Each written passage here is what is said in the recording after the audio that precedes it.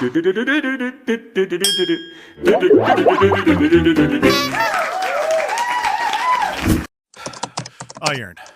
I need you to look me in the eyes and tell me I am a sane human being.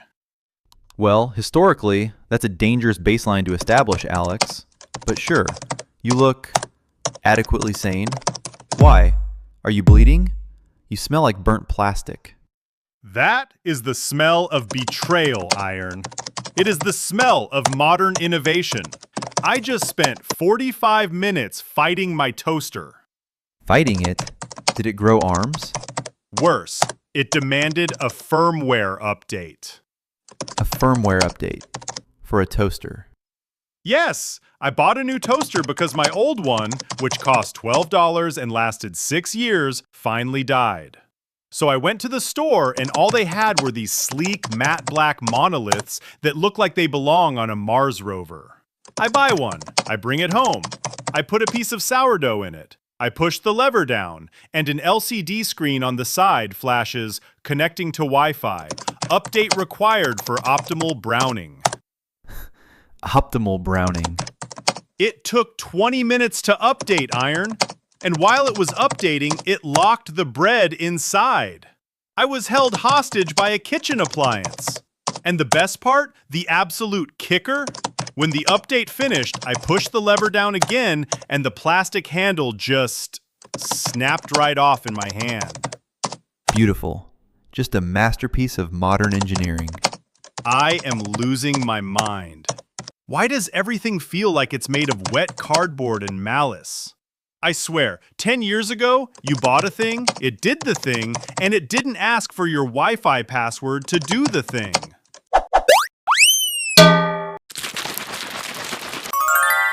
You're not crazy. You are currently bumping up against one of the most frustrating, unspoken shifts in modern society. We are living through the silent death of quality. Yes, exactly. Everyone feels this. We're spending more money than ever, but everything we buy feels like a cheap knockoff of itself. It's a phenomenon that economists and sociologists have been tracking for a while. There's a term popping up for it, coined by a writer named Cory Doctorow. He calls it enshittification. That is a scientific term? Because I love it. I want to major in enshittification. It mostly applies to digital platforms. How an app starts out great, then slowly gets worse as they squeeze you for profit. But the physical world is experiencing the exact same thing. We can just call it planned obsolescence on steroids. Okay, wait. Planned obsolescence. That's the conspiracy theory that companies purposely make stuff break so you have to buy it again, right? It's not a conspiracy theory, Alex. It is a documented historical fact. Let me introduce you to the Phoebus cartel. The Phoebus cartel? That sounds like a group of supervillains who fight Batman using solar power. Close. They were a group of light bulb manufacturers in the 1920s. Back then, companies were getting too good at making light bulbs. They were making bulbs that lasted for thousands and thousands of hours. There's a famous light bulb in a fire station in California that has been burning continuously since 1901. Wait, for real? 120 years? Yes, it's called the Centennial Light. So, in the 1920s, the major light bulb companies realized a terrifying truth. If you sell someone a product that never breaks, you lose a customer forever. Oh no, I see where this is going. So, they literally formed a secret global cartel. They met in Geneva in 1924 and signed an agreement to engineer their light bulbs to burn out after exactly 1,000 hours. If a factory made a bulb that lasted longer, they were severely fined by the cartel. They literally hired engineers to figure out how to make their products worse. Are you kidding me? There was an Illuminati for light bulbs? Yes, and that philosophy, designing a product with an artificially limited lifespan, became the blueprint for the entire modern economy. My grandfather has a refrigerator in his garage from 1985. It is a hideous shade of avocado green. It hums so loud it sounds like a Boeing 747 is taking off. But that thing has survived 3 hurricanes, a flood, And my Uncle Terry backing a riding mower into it. It will outlive me. Exactly. And if you go buy a $3,000 smart fridge today, the compressor will likely fail in 4 years. And when you call the repair guy, he's going to tell you it costs $1,500 to fix. So you might as well just buy a new one. Which is insane, because my smart fridge has a screen on it. It can tell me the weather. Why do you need to know the weather from your refrigerator, Alex? You are indoors. I don't know. The salesman said I needed it. But here's the thing. If we know they're making things worse, why do we keep buying them? Because they hide the cheapness behind the illusion of premium features. This is where it gets incredibly insidious. Companies know you want quality, but quality materials, solid steel, copper, durable fabrics, cut into profit margins. So they replace the physical quality with digital gimmicks. The firmware on my toaster. Exactly. They give you a touchscreen, Bluetooth connectivity, and a sleek matte finish. But internally, the gears are made of the cheapest brittle plastic manufactured on the planet. They are distracting you with software so you don't notice the hardware is garbage. It's like putting a tuxedo on a raccoon. It looks classy for a second, but eventually it's just going to hiss at you and eat your garbage. That is a bizarre analogy, but yes. And the software distraction serves a second, much darker purpose. Wait, it gets worse? I'm already mad at my toaster iron. Don't push me over the edge. It gets so much worse. When you put software inside hardware, it legally changes your relationship with the object. You don't actually own your smart toaster, Alex. I have the receipt. I paid $89 for it. I own it.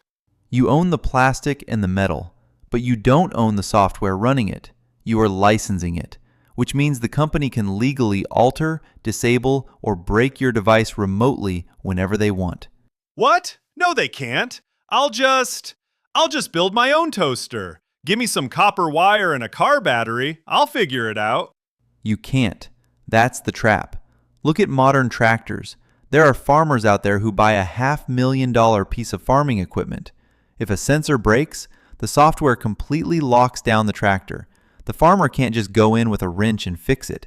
They are legally barred from repairing their own property.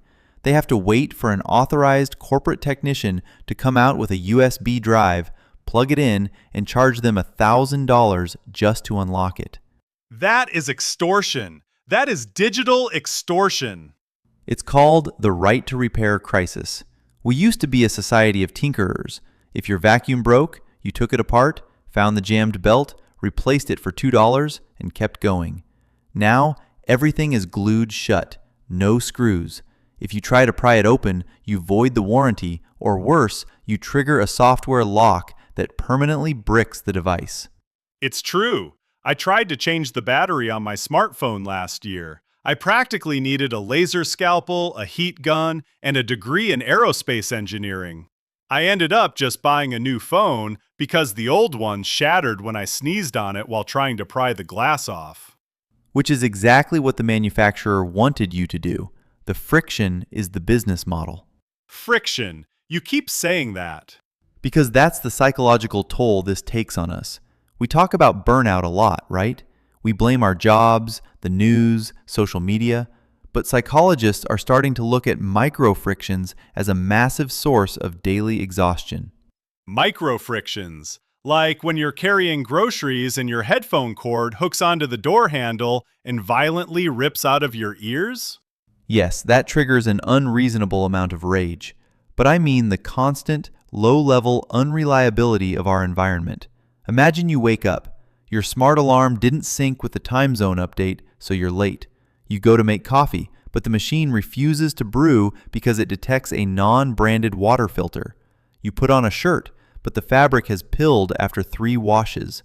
You get in your car, but the infotainment screen is frozen, so you can't turn on the AC. I am getting a stress headache just listening to this. Each individual thing is a minor annoyance, but collectively, it means you can never just trust your environment to work. You are constantly managing the failures of the objects around you. It drains your cognitive battery before you even leave the house.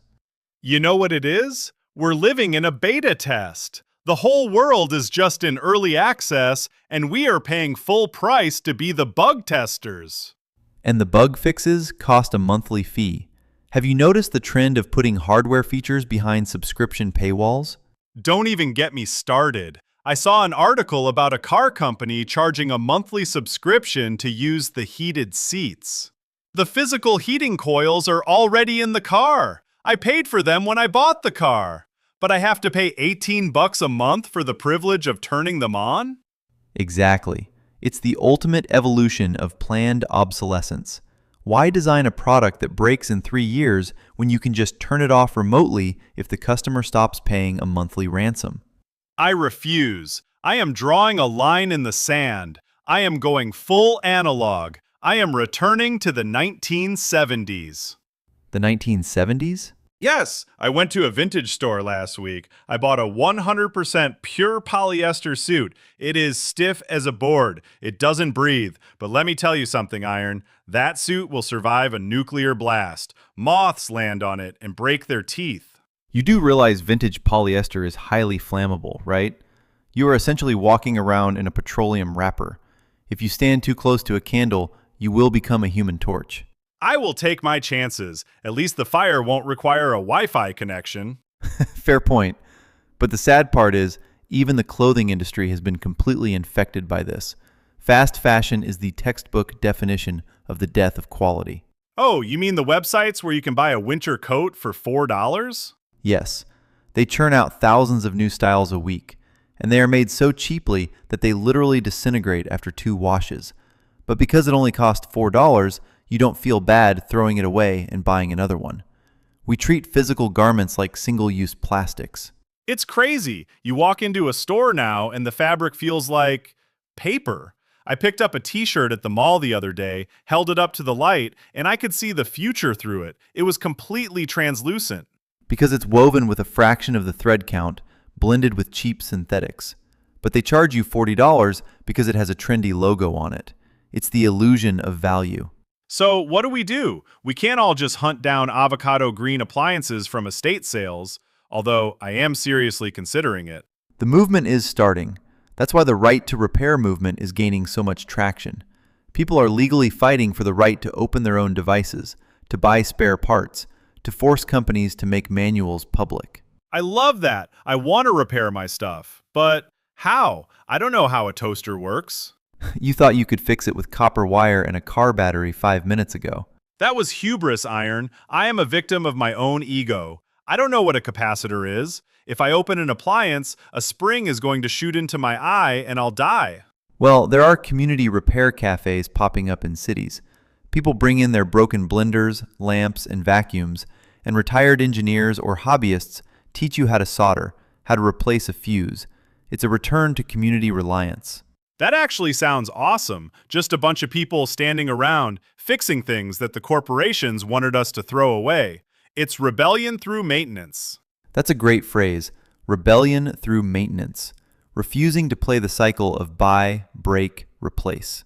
I'm doing it. I'm going to take my smart toaster. I'm going to find an old guy named Gus at a repair cafe, and we are going to perform open heart surgery on this plastic piece of garbage.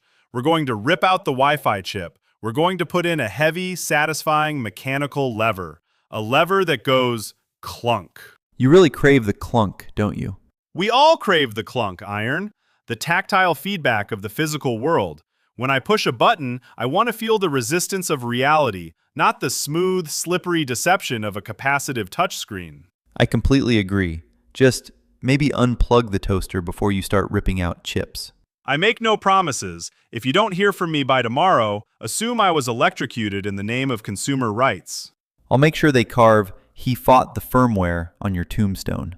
Thank you. Now, if you'll excuse me, I have to go try and manually toast this sourdough over a candle while wearing my highly flammable polyester suit. Good luck, Alex. You're going to need it.